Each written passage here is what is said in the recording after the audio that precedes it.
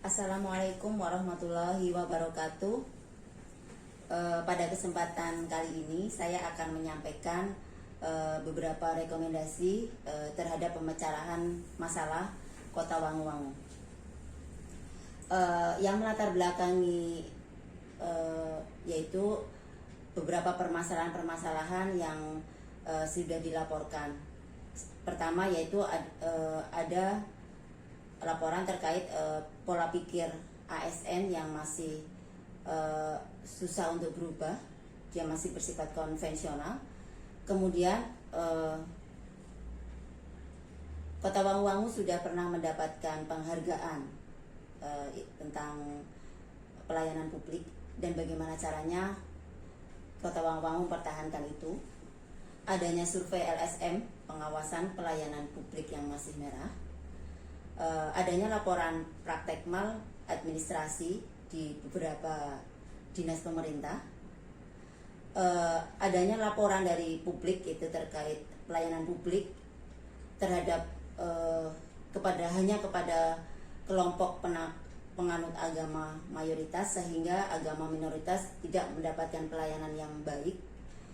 Adanya hasil survei kepuasan masyarakat dan pendapatan daerah yang masih rendah, adanya jumlah keluhan masyarakat yang masih banyak, adanya cara edukasi atau metode kerja pelayanan publik yang konvensional, terus masih adanya anggapan masyarakat terhadap ASN kita yang tidak taat terhadap aturan,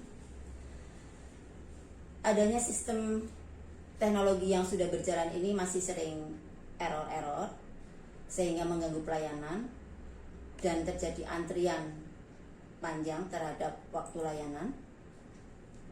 Beberapa hal tersebut menjadi latar belakang kami akan menyampaikan beberapa rekomendasi.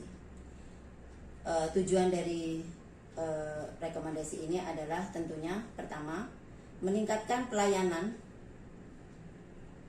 publik dan meningkatkan kepuasan masyarakat terhadap pelayanan publik. Kemudian juga meningkatkan pendapatan daerah, serta pelayanan publik dengan berbasis sistem digital. Beberapa rekomendasi usulan kami yaitu pertama, yaitu mengadakan rapat koordinasi dengan instansi terkait di Kota Wangu-Wangu, yaitu untuk menyelaraskan tentang visi dan misi serta program-program wali kota, mengadakan sosialisasi sistem digitalisasi pelayanan publik kepada instansi pelayanan publik agar proses pelayanan publik ini bisa dipercepat, efektif dan efisien. Instansi harus menyampaikan informasi layanan kepada masyarakat secara transparan.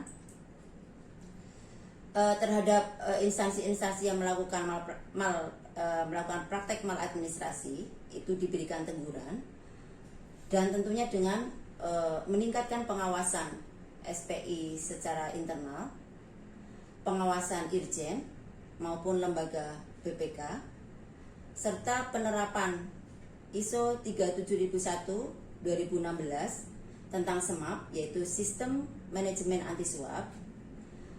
Usulan rekomendasi berikutnya yaitu menerapkan sistem pelayanan ISO 9001 2015 tentang pelayanan publik. Kemudian pelayanan secara prima dengan menggunakan sistem teknologi atau informasi yang transparan.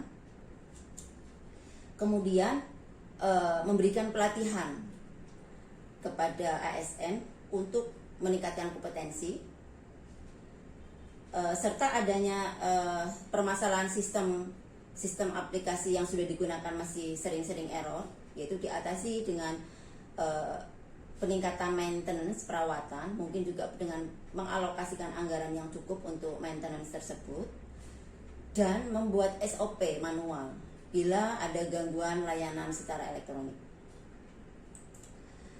Yang menjadi pertimbangan pengusulan rekomendasi ini adalah yaitu pertama itu meningkatkan pelayanan publik dengan teknologi informasi ini dianggap tentunya bisa mempercepat proses pelayanan. Kedua, informasi yang transparan akan meningkatkan kepercayaan masyarakat dan tentunya akan meningkatkan pendapatan daerah.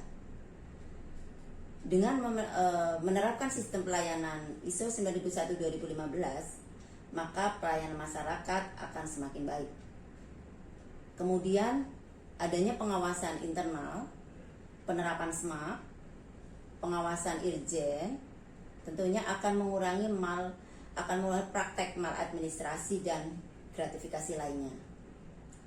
Terus, peningkatan kompetensi SDM sehingga pelayanan juga akan semakin meningkat. Namun dalam pelaksanaannya tentunya nanti kemungkinan ada beberapa kendala yang akan ditemui.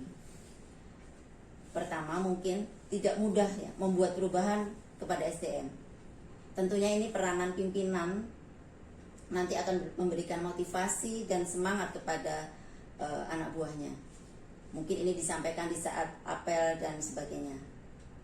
Kemudian memberikan evaluasi kepada ASN yang sudah diberikan pelatihan agar bisa menerapkan hasil pelatihan tersebut. Kendala terkait anggaran yang tidak banyak, mungkin dengan cara mengatasinya dengan cara membuat perencanaan anggaran dan kegiatan yang baik. Kemudian penerapan sistem pelayanan maupun sistem lainnya yang tidak berjalan dengan maksimal, yang sering error, itu diatasi dengan mungkin evaluasi dari tim manajemen terhadap pelayanan publik secara keseluruhan. Beberapa tahapan pelaksanaan ke depan, yaitu pertama, melakukan review SOP yang sudah ada dan membuat SOP baru jika diperlukan.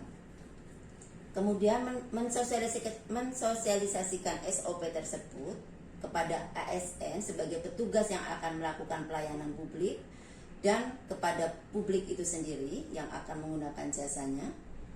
Kemudian menyusun rencana kegiatan dan anggaran dalam pengembangan pelayanan publik yang berbasis teknologi, melakukan evaluasi terhadap program yang sudah berjalan, dan yang terakhir adalah melakukan evaluasi kepuasan masyarakat terhadap pelayanan publik yang sudah kita laksanakan.